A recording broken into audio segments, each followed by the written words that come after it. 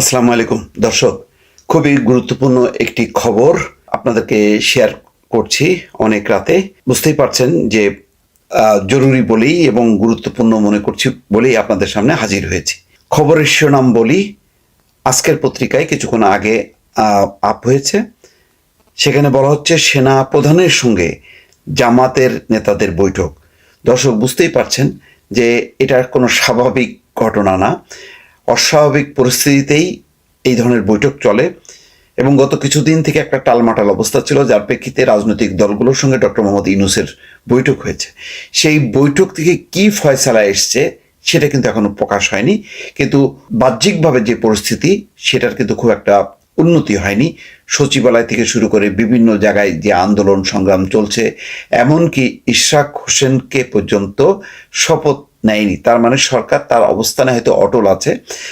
Press সেক্রেটারিও বলেছেন যে সেই জুন থেকে ডিসেম্বর থেকে জুন, অর্থাৎ মানে ডক্টর মোহাম্মদ ইউনূস পুনর্বিবেচনা করছে রাজনৈতিক দলগুলোর সঙ্গে আলাপ আলোচনার ভিত্তিতে আজকে বা কালকের মধ্যেই রোডম্যাপ দেবেন নির্বাচন এবং সংস্কারের বিষয়ে, এমন কিন্তু অ্যানাউন্সমেন্ট নেই। বরং তিনি জাপান সফরে যাচ্ছেন। এর ফলে কি হচ্ছে, যেখানে অধিকাংশ রাজনৈতিক দল বলছে যে নির্বাচনে একটা সুনির্দিষ্ট তারিখ হওয়া উচিত, কিন্তু কোনোভাবেই এই অবস্থানে আসতে চাচ্ছেন না ডক্টর মোহাম্মদ ইউনূস। এই প্রেক্ষিতে আজকে সেনা সদরও একটা বিবৃতি দিয়ে বলেছে সরকারের সাথে কোনো বিরোধ নেই, তবে সার্বভৌমত্ব এবং করিডোর প্রশ্নে কোনো রকম আপোষ করা হবে না।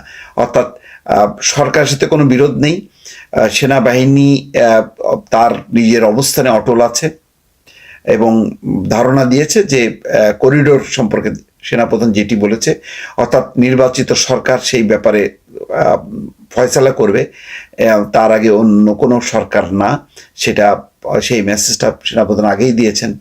নির্বাচনটা হওয়া উচিত ডিসেম্বরের মধ্যে, সেটাও তিনি বলেছেন।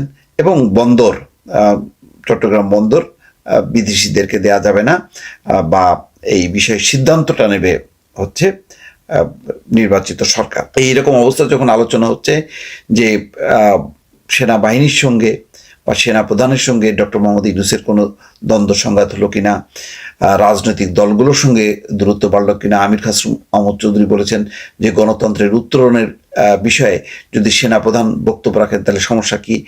এমন অবস্থায় জামাত ইসলাম গত কিছুদিন থেকে মুরব্বী বা অভিভাবকের দায়িত্বের মতন কথা বলছিল।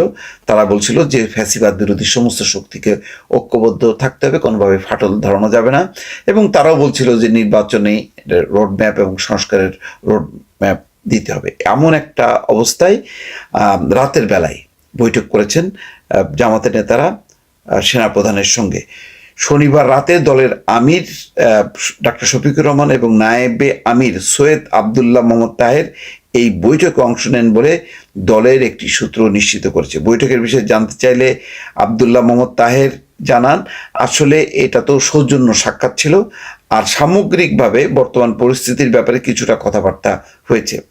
এই তো কি কি বিষয়ে আলোচনা হয়েছে জানতে চাইলে তিনি বলেন, সেনাপ্রধান বা সেনাবাহিনীর কারোর সঙ্গে আমাদের ফরমালি কোনো আলোচনা হয়নি। নির্বাচন বা অন্য রাজনৈতিক বিষয়ে আলোচনা হয়েছে কিনা এমন প্রশ্নের জবাবে তাহের বলছেন, যতটুকু বলেছি তাই, এর বেশি কিছু বলতে পারবো না।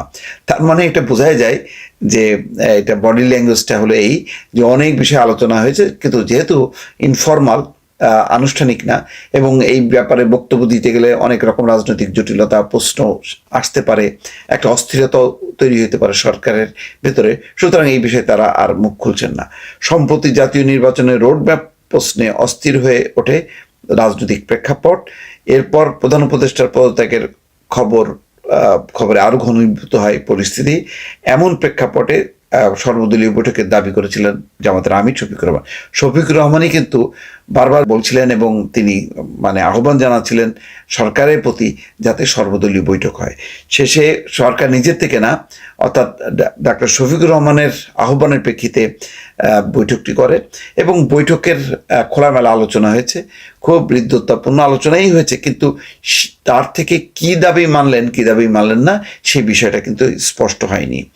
তো এখন রাতের বেলায় নিঃসন্দেহে এমন কোনো পরিস্থিতি উদ্ভব হয়েছে যার কারণে হয়তো পরিস্থিতি সামাল দিতে জামাত নেতারা কথা বলেছেন, অর্থাৎ সব পক্ষের সঙ্গে কথা বলে হয়তো মধ্যস্থতা করার চেষ্টা করছেন, অথবা কোনো রাজনৈতিক কোনো পরিকল্পনা আছে কিনা ভিন্ন কোনো কিছু।